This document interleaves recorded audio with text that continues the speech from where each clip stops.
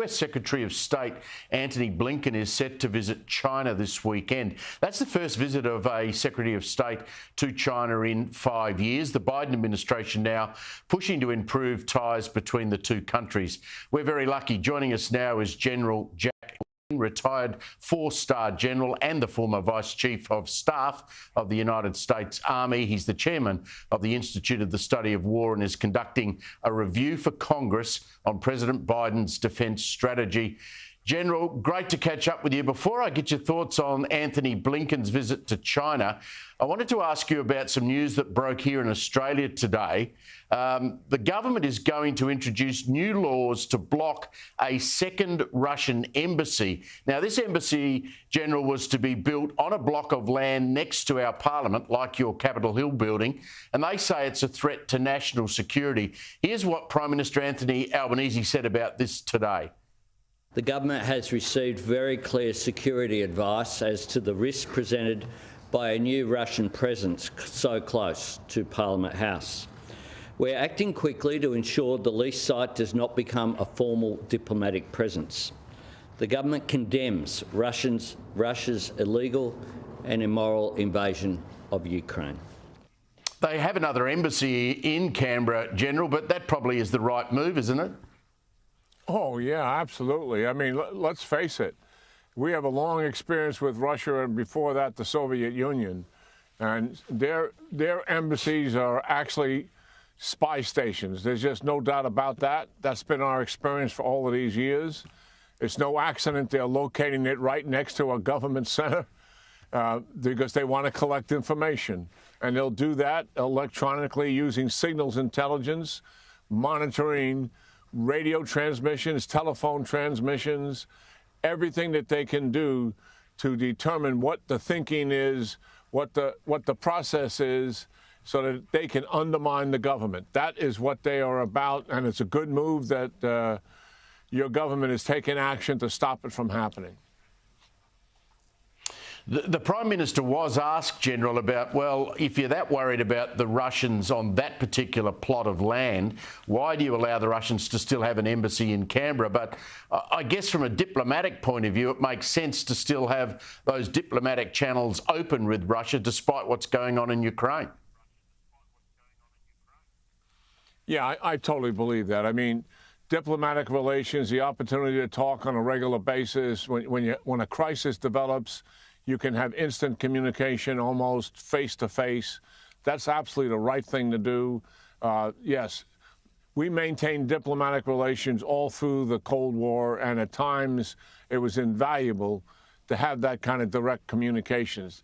Misinterpretation can take place, miscalculation can take place, and we don't want a crisis moving into something that's untoward as a result of that miscommunication. So diplomatic relations are important.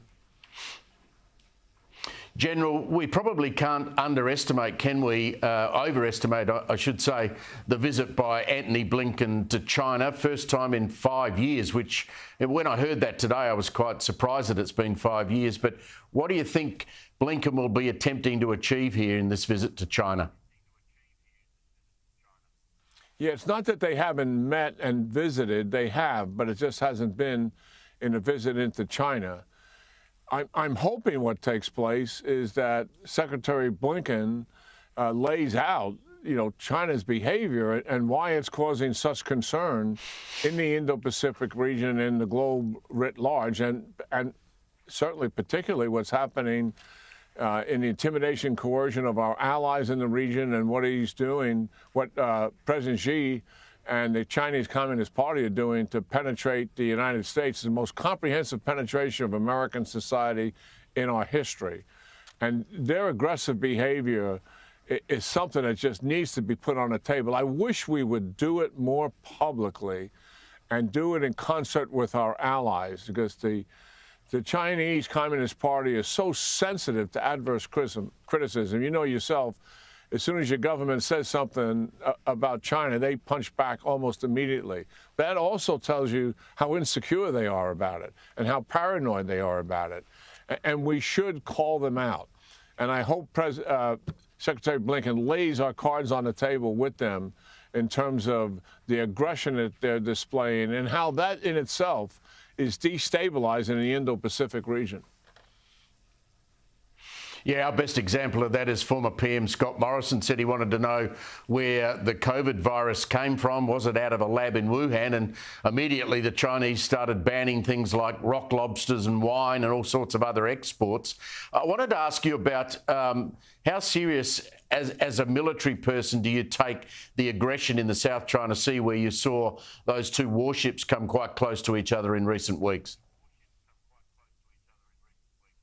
Well, it's dangerous, certainly, and there was a fatality in 2001 dealing with a Chinese fighter pilot doing much the same thing as this pilot was doing, and that kind of mishap could lead to something else, and that's obviously the concern that we have. But it's part and parcel of this comprehensive campaign to, one, intimidate Taiwan, two, to intimidate our allies and partners in the region, and also to intimidate the United States. We're a Pacific nation, much like you are, and we have every right to sail the seas and fly in international airspace, and we have every right to collect intelligence on the Chinese Communist Party, and that's what we were doing. They do that with us on a regular basis, and as I said, their penetration of our civil society is really quite extraordinary. And we're not doing anything like that with their society. So, yes, this is, I think, a very dangerous period we're in because of China's aggression. And they really resent the fact what's happening here, a good thing that Australia, Japan, the Philippines, even South Korea are coming together to recognize the threat and exercises are taking place. We're moving rotational forces in and out of Australia to demonstrate to the CCP that this kind of behavior that they're demonstrating and displaying to us is resulting in the fact that we have to come together to make certain that China understands we're going to stand up to this threat. We don't want them to misinterpret us and think that we're not responding, that we're weak and they can take advantage of us. That is something we don't want them to conclude. So, yes, I think the allies and partners strengthening the Indo-Pacific region is a real plus. And credit your administration as well as Japan. They've doubled their defense budget. South Korea's budget's going up. And as you know, President Marcos in the Philippines gave up 4 military bases that the United States could use. 3 of them are pretty close to Taiwan. That is sending a loud and clear message to President Xi and the Chinese Communist Party. And it's a good thing for him to know that the allies and partners are coming together over his belligerence. It's his aggression in the region that is forcing us to do that.